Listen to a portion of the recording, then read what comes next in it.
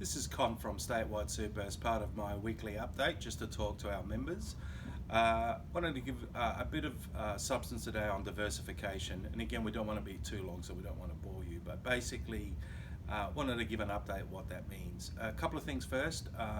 It's good to see that the COVID curve is flattening, and particularly in South Australia, it's looking a lot more promising.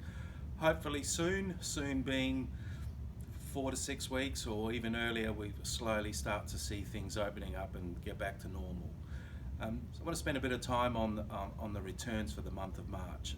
There will be a quarterly that will be out hopefully soon on the web and emailed to members. And in that quarterly, I'll be discussing asset allocation, unlisted valuations, liquidity and diversification. So today I'll spend a bit of time on diversification. What does that mean?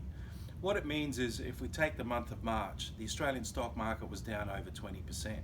But if you look at, say, 3 options, we look at the conservative super option, that was down minus 3.82.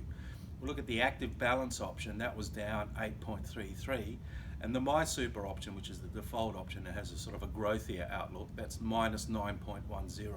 So you can see that although they fell, they didn't fall as much as Australian shares. Why is that the case? And the case is, depending on the risk profile, we have broad diversification in terms of asset allocation. In other words, we have cash, fixed income, shares, property, infrastructure, absolute return strategies, venture capital, and credit, which is credit-related instruments that we invest in. And the way they behave is they behave differently to the stock market.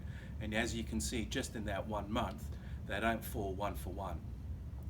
As I said earlier, that will be discussed briefly in our quarterly. The other thing I just want to end up with is fund liquidity. The fund is broadly diversified across all the options and has cash and fixed income from the lower risk right up to the higher risk options. And therefore, in this environment, the fund has the sources for one thing. One, to access if anyone needs early access to super.